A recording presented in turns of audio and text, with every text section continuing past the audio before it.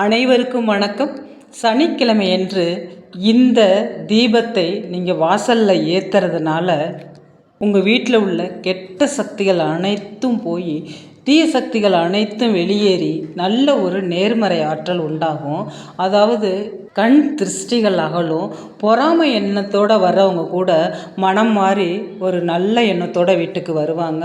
உங்களை ஒரு பகையாக நினைக்கிறவங்க கூட உங்களை பகையாக நினைக்காம ஒரு ஃப்ரெண்டாக நினைக்கக்கூடிய அளவுக்கு மாறுவாங்கங்க.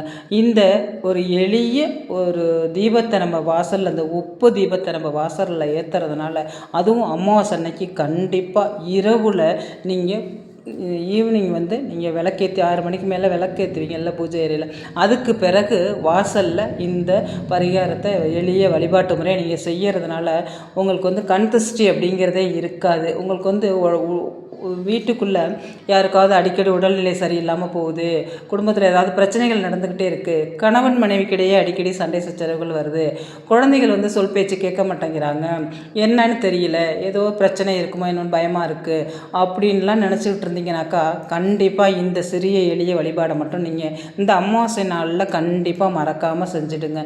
அதாவது நீங்கள் காலையிலேருந்து எல்லா பூஜை புனஸ்காரங்கள்லாம் முடிச்சுட்டு நீங்கள் அன்றைக்கி பித்திருக்களுக்கு தானம் கொடுப்பீங்க.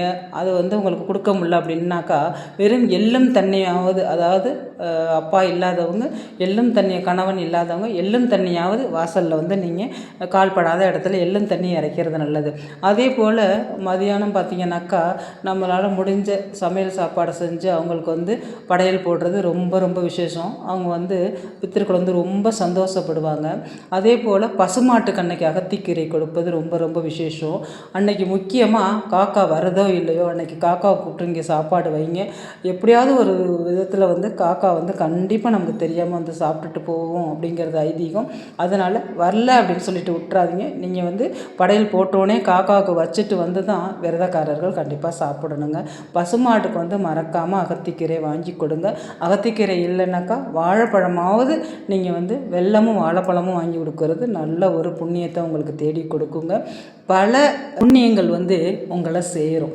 அதனால் அன்னைக்கு இந்த அமாவாசை அன்னைக்கு, அதாவது மே 16 சனிக்கிழமை அன்னைக்கு பார்த்திங்கனாக்கா கிருத்திகை நட்சத்திரமும் சேர்ந்து முருக பகவானுக்குரிய வழிபாடை நம்ம செய்கிறது நல்ல ஒரு பலன்களை நமக்கு கொடுக்கும். அதனால் ரெண்டும் சேர்ந்து வர்றதுனால நம்ம இந்த வழிபாட்டு முறையை கண்டிப்பாக செய்கிறது நல்லது. அதே மாதிரி இரவு ஆனோன்னு நீங்கள் இந்த தீபத்தை நீங்கள் ஏற்றணும். அதுக்கு முன்னாடி நான் உங்களுக்கு ஒவ்வொரு வீடியோவில் சொல்லியிருக்கேன். ஒவ்வொரு அமாவாசை அன்னைக்கும் எத்தனை ரூமு, எத்தனை ஹால் இருக்கோ, கிச்சனில், பாத்ரூமில் எல்லாத்துலேயுமே இந்த அகல் விளக்கில் கல் உப்பு பழசு வச்சுருந்தீங்கன்னா கொட்டிட்டு கழுவிட்டு அதை புதுசாக வச்சுருங்க அப்படின்னு.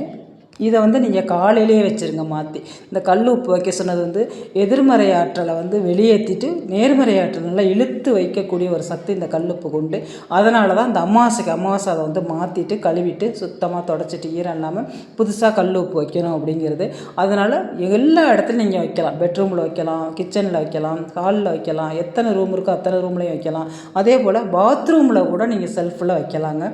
மறந்துடாதீங்க. எல்லா இடத்துலையுமே நீங்கள் இதை வைப்பதனால நல்ல ஒரு வைப்ரேஷன் உங்கள் வீட்டுக்கு வருங்க. நல்ல ஒரு எனர்ஜியோடு இருப்பீங்க. எப்பொழுதும் ஒரு புத்துணர்ச்சியோடு இருப்பீங்க. அதனால் மறக்காமல் எல்லா இடத்துலையும் இந்த கல்லுப்பை நீங்கள் வச்சுருங்க. சாயந்தரம் விளக்கேற்றின பிறகு நீங்கள் வாசலில் ஒரு கொஞ்சம் பெரிய அகலம் எடுத்துங்க, இல்லை மண் தட்டு இது மாதிரி எடுத்துங்க. அதில் கல்லுப்பை பரப்பி வச்சு அதில் ஒரு சூடத்தை வச்சு நீங்கள் ஏற்றி விட்டுருங்க. அந்த சூடம் எரியிற வரைக்கும் அந்த கல்லுப்பு அப்படியே வாசல்லையே அப்படியே இருக்கட்டும். நீங்கள் பூஜையெல்லாம் முடித்த பிறகு தான் நீங்கள் இரவு படுக்க போகும்போது கூட இந்த தீபத்தை நீங்கள் ஏற்றலாம் வாசலில். ஒன்றும் இல்லை, ஒரு தட்டில் மண் தட்டாக இருக்கட்டும், அதில் கல் உப்பு பரப்பி அது மேலே ஒரு சூடத்தை வச்சு ஏற்றி விட்ருங்க. ஏற்றி விட்டுட்டு நீங்கள் கதவை சாத்திட்டு கூட போய் படுத்துடலாங்க. அது அப்படியே இருக்கட்டும். காலையிலே எழுந்திரிச்சு நீங்கள் வாசல் தெளிக்க வரும் பொழுது அந்த உப்பை தூக்கி கால்படாத இடத்துல ஓரமாக கொட்டிடுங்க. இதனால் பார்த்திங்கன்னா அது அமாவாசை திதியில் நம்ம இதை செய்யறது, இந்த பரிகாரத்தை செய்கிறதுனால நம்ம வீட்டில் உள்ள தீய சக்தியெல்லாம் போய், எவ்வளோ கண் திருஷ்டி இருந்தாலும் போய், ஏதாவது ஒரு செய்வினை கோளாறு அது மாதிரி நம்ம ஒரு பயம் பயந்துக்கிட்டு இருந்தால் கூட அந்த பயம்லாம் போய் நல்ல ஒரு பவர்ஃபுல்லான எனர்ஜி நமக்கு கிடைக்குங்க.